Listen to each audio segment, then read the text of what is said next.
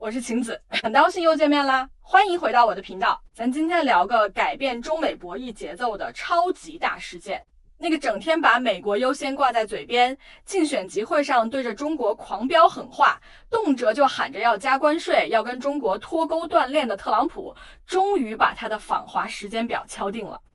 根据目前各方透出来的重磅消息，没什么悬念，预计就在2026年3月31日到4月2日，这位商人总统就要正式踏上中国的土地了。我知道很多人看到这儿都会纳闷，甚至有点懵。不对啊，这特朗普刚重返白宫那会儿，气焰多嚣张啊，天天放狠话，说要对中国动真格的，怎么这才没多久就急不可耐的要往北京跑了？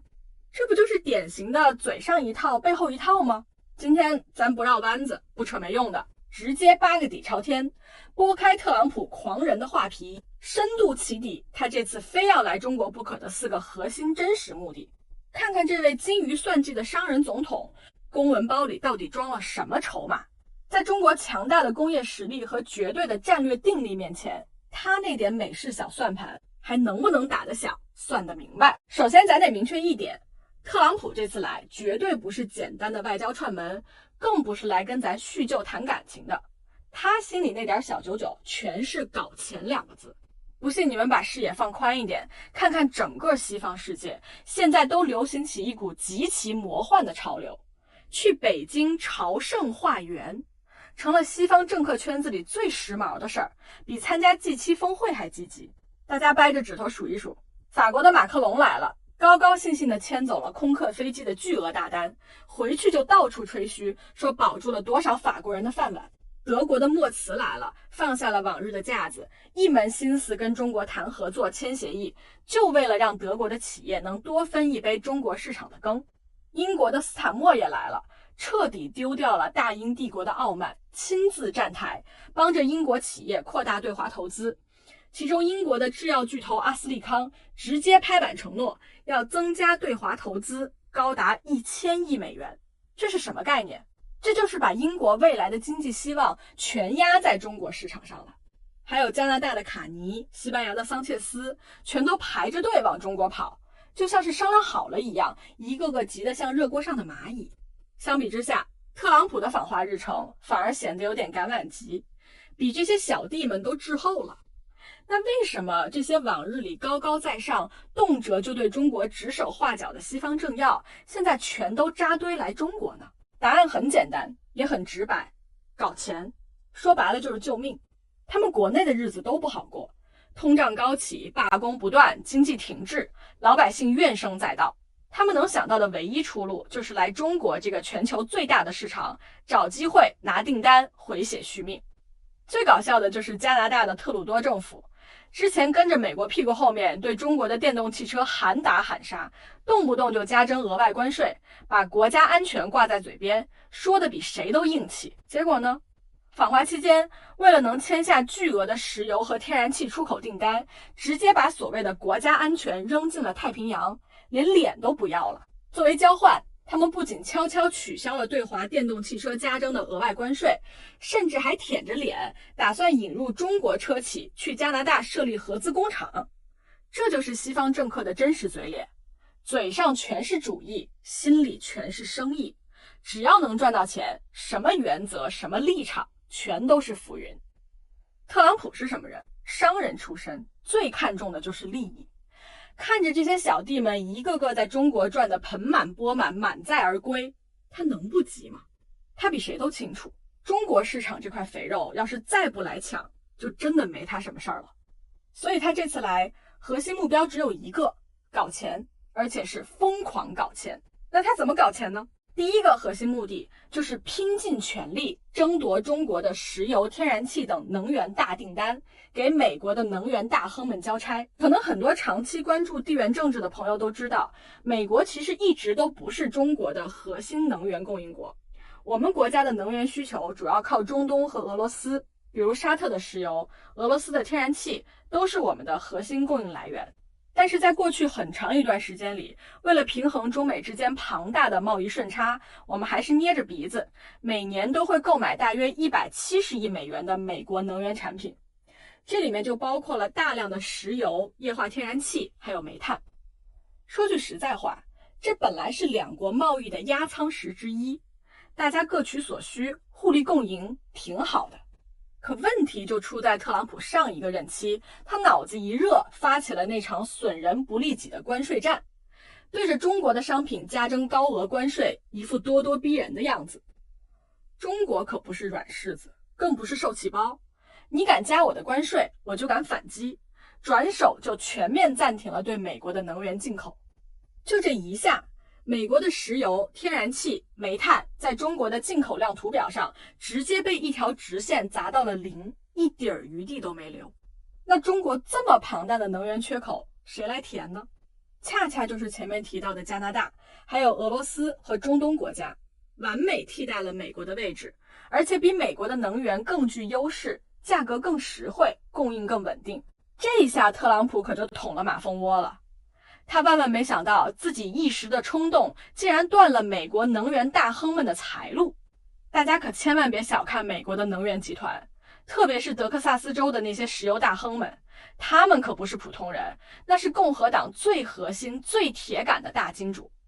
特朗普当年竞选总统的经费有一大半都是这帮人出的。现在金主爸爸们的石油卖不出去了，库存积压如山，油价下跌，损失惨重，气得在家里直拍桌子骂娘，对着特朗普施压，让他赶紧想办法把中国这个大客户抢回来。所以特朗普这次来中国，说白了就是被金主们逼得没办法了，必须厚着脸皮使出浑身解数，帮助美国的油气资本重返中国市场，不然的话，他下次竞选可就没人给他出钱了。这就是他第一个核心目的，急着来中国救金主，抢能源订单。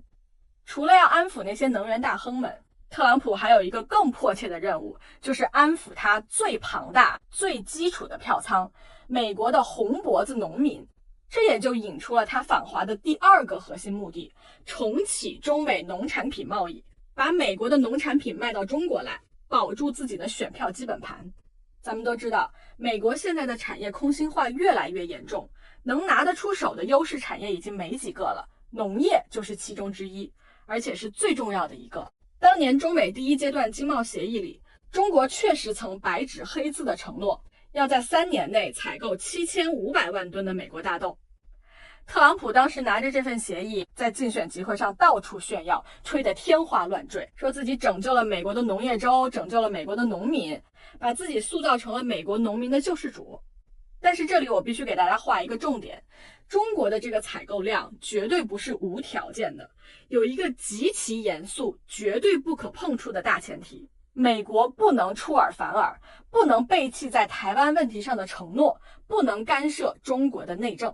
可美国人呢，往往有一种强盗逻辑，觉得他们卖给中国大豆是对中国的赏赐，是中国求着他们买，这简直是天大的笑话。错，大错特错。全世界能种大豆的地方多了去了，巴西、阿根廷的大豆物美价廉，产量高，品质好，价格还比美国的便宜。中国凭什么非要买你美国的大豆？我们买你的农产品，本质上是一种政治和经济的利益交换，是看在双方互利共赢的份上，给美国一个台阶下，也给美国农民一条出路。可美国呢，偏偏不珍惜，一边拿着中国的订单，一边在背后搞小动作。美国的军火商大肆对台湾进行军售，妄图武装岛内的台独势力，干涉中国内政，触碰中国的底线。中国是什么态度？忍无可忍，无需再忍，直接一纸指令叫停了对美国小麦的采购，对美国大豆的采购也立刻踩下急刹车，不再像以前那样大规模采购了。这一下，美国的农业州可就哀嚎遍野了，玉米、棉花、樱桃、坚果，还有阿拉斯加的水产品，全都在仓库里堆积如山，卖不出去，有的甚至烂在港口里。农民们损失惨重，苦不堪言。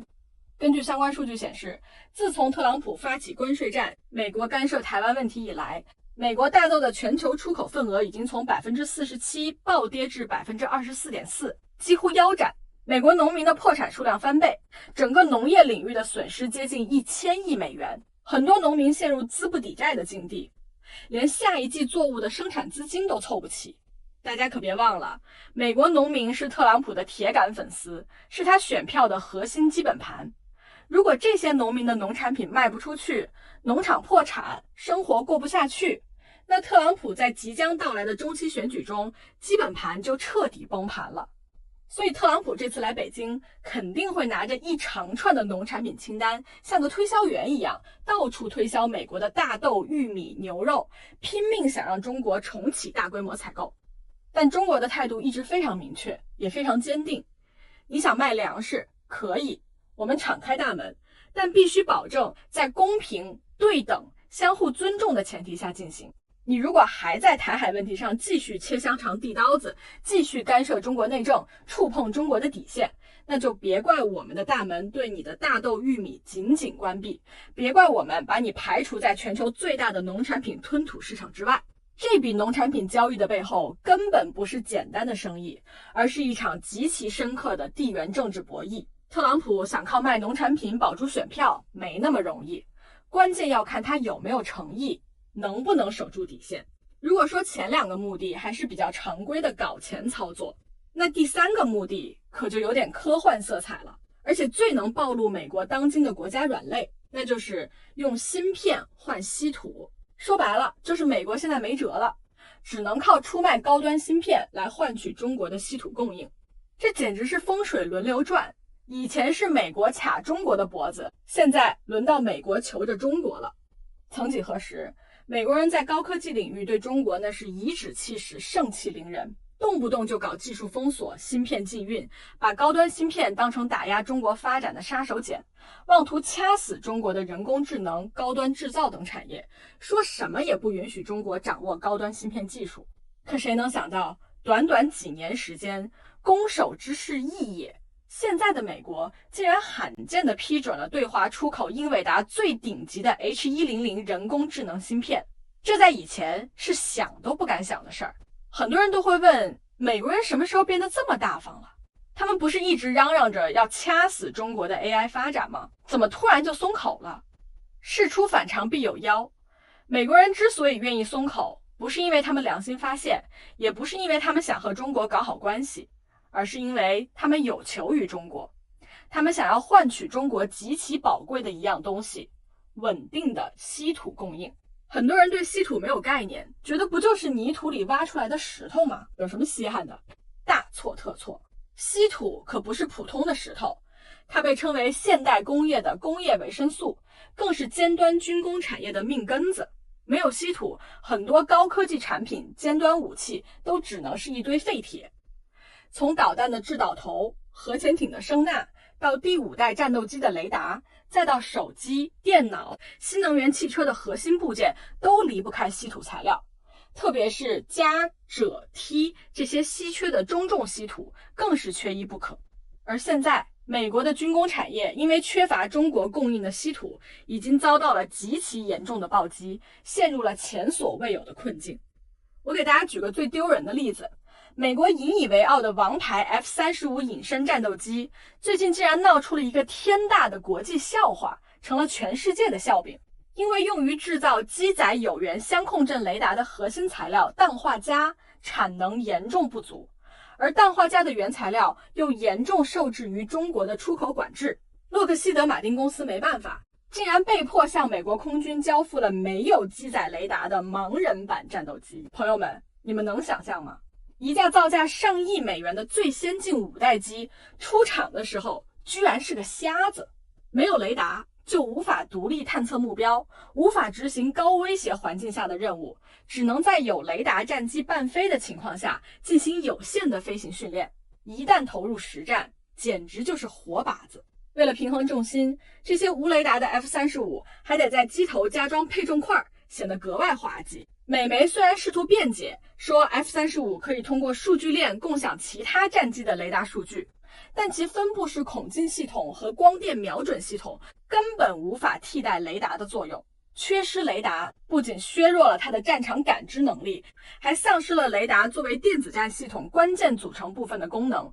无法实施电子攻击。更尴尬的是 ，F-35的 Block 4升级计划已经超支60亿美元，进度至少落后5年。除了雷达，其他关键升级也都面临困境。这个现象对曾经天下无敌的美国军工来讲，简直是百年未有之大耻辱。而这一切的根源，就是美国缺乏稀土，缺乏中国供应的稀土。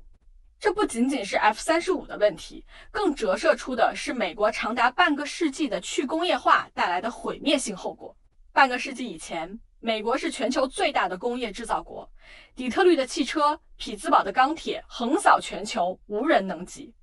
可现在呢？华尔街的金融家们为了赚快钱，把制造业全搬到了海外，导致美国的工业空心化越来越严重。现在美国造船要靠韩国，高级芯片要靠中国台湾，动力电池离不开中国大陆，而他们造航母的速度和效率更是已经被中国甩出了几十条街。美国现在要想重振他们所谓的伟大军工业，短期内根本无法摆脱对中国稀土和关键矿产的绝对依赖，这就是他们的软肋，也是他们不得不向中国低头，用高端芯片换稀土的根本原因。所以特朗普这次访华一定会把英伟达的 H100芯片当作重要筹码摆在谈判桌上，试图换取中国打开稀土出口的闸门，满足美国军工产业的需求。但中国会不会对美国的军工企业开放稀土呢？我觉得这事儿没那么容易谈，甚至可以说可能性不大。还是那句话，美国造 F-35战斗机，造导弹，最后是不是要卖给台湾？是不是要在第一岛链瞄准中国人民解放军？美国对台军售已经屡次触碰了中国不可逾越的底线，中国凭什么要提供原材料，让美国造出武器来对付我们自己？这简直是本末倒置，不可能实现。虽然中国确实也需要时间去彻底攻破顶尖光刻机的最后技术壁垒，短期内中美双方在半导体领域确实有一定的交换空间，但主动权现在已经牢牢地掌握在了中国的手里，不是美国想换我们就必须换，一切都要以中国的国家利益为前提。谈完了实打实的工业和农业，我们最后来谈谈金融。这是特朗普心底最深处的算计，也是他这次访华最想实现但注定要落空的一个幻想。期待中国增持美国国债，帮美国缓解债务危机。大家都知道，美国政府现在的运转模式，说白了就是拆东墙补西墙，疯狂印钞票、发国债，靠借债过日子。现在美国的债务总额已经突破了34万亿美元，创下了历史新高，而且还在以惊人的速度增长。可能很多人对34万亿美元没有概念，我给大家算一笔账，这笔债务相当于美国全年 GDP 的130%以上，光是一年的债务利息就比他们的军费还要高。也就是说，美国政府每年赚的钱连还债务利息都不够，更别说搞其他建设了。特朗普上台之后，又喊着要搞大基建，要给美国企业减税，要增加军费，这些都需要大量的钱，只能继续借债，继续发国债。而中国作为美国昔日的最大债主，曾经持有大量的美国国债，所以特朗普这次来中国，心里肯定暗戳戳地期盼着能忽悠中国这位老债主重新掏出真金白银，去买他那些印着富兰克林头像的借条，帮他渡过难关。但我可以明确地告诉大家，这个可能性几乎等于0。为什么？因为时代变了，逻辑也彻底变了。根源就在于美国手里已经没有任何实质性的筹码来交换中国增持美债的额度了。大家理一理前面的逻辑，美国想对华出口石油、天然气没问题，因为中国作为制造业大国，本来就有庞大的能源需求，一手交钱，一手交货，这是等价交换，互利共赢。美国拿 H100芯片换中国的稀土，这也可以谈，各取所需，公平对等。可美债呢？中国现在有什么理由去继续增持那个随时可能违约、随时可能被美国作为政治武器冻结的美国国债吗？没有，一点理由都没有。特朗普手里根本就打不出一张能让中国心甘情愿买单的牌了。从实际的金融操作来看，也确实印证了这一点。大家可以看看数据，在高峰时期，中国持有的美债规模一度超过了 1.32 万亿美元，是美国最大的海外债主。可现在呢，经过这些年持续不断的抛售，截至2026年1月，中国手里的美债只剩下6826亿美元左右，创2008年金融危机以来的新低。不知不觉中，中国已经抛售了超过6300亿美元的美债，而且是连续9个月净卖出，月均减持约100亿美元。这叫什么？这就叫去美元化的坚决行动。中国已经看透了美国的套路，不再被美国绑定，不再为美国的债务危机买单。随着中国自己的人民币出海规模不断扩大，随着中国与金砖国家、中东产油国越来越多的采用本币结算，中国对美债的持有量还会持续下滑。这个趋势是结构性的，是历史性的，更是不可逆转的。特朗普必须明白一个残酷的现实，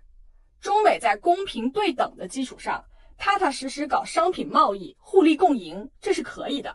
但美国还想回到过去那种随便印几张美元就能空手套白狼，换取中国亿万件廉价衬衫、几亿吨工业品的时代，已经一去不复返了，绝对行不通了。中国现在已经不需要靠持有大量美债来维持中美关系，我们有自己的发展节奏，有自己的战略布局。美国的债务危机是美国自己造成的，理应由美国自己解决，别想着再让中国来接盘，那是不可能的。分析到这里，很多朋友可能会问，既然特朗普的底牌都已经打光了，他连美债都卖不出去，连自己的债务危机都解决不了，那他为什么还要眼巴巴地跑来中国呢？这就要说到西方政客的终极驱动力了，政治利益。说白了，就是为了选票，为了他的中期选举。特朗普访华的最核心驱动力不在太平洋的这一边，而在美国的国内，在即将到来的中期选举。政治说白了就是一场秀，一场用来忽悠选民的秀，而特朗普就是这场秀的最佳演员。他太需要这场访华的大秀了，太需要与中国达成一份哪怕是看起来数字庞大，实际上意义不大的大规模合作协议了。只要能签下字，只要能拿到几份订单，不管订单有多大，不管合作能不能落地，他就可以拿着这份清单风风光光地回到华盛顿，在福克斯新闻上，在他的社交平台上，对着他那些狂热的支持者们大声宣布，我唐纳德·特朗普又一次搞定了中国，又一次为美国人民争取到了巨大的利益。这就是典型的美式政治，不需要彻底解决中美之间的结构性矛盾，它也解决不了。它只需要拿回一些农产品和大宗的订单，拿回一些天然气的合同，这就足够他用来忽悠美国中西部的红脖子选民，足够他在中期选举中狂拉一波选票了。对特朗普来说，访华的过程不重要，重要的是结果，重要的是他能拿着与中国达成合作的噱头，向选民炫耀自己的能力，保住自己的选票基本盘，为自己的连任铺路。至于中美关系能不能改善，中美之间的矛盾能不能解决，他根本不在乎。他在乎的只有自己的政治利益，只有自己能不能继续当总统。其实说到底，不管是拜登政府的围堵遏制，还是特朗普的极限施压与利益交换，美国想要阻挡中国崛起的战略目标从来都没有改变过。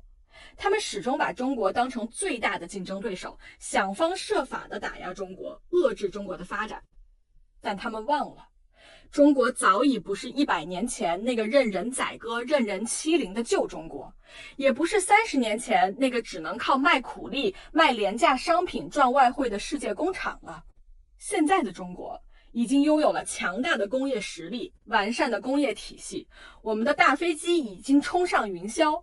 我们的航母已经驶向深蓝，我们的高铁纵横全国，我们的新能源汽车领跑全球，我们在人工智能、5G、稀土加工等领域已经掌握了核心技术，拥有了绝对的主动权。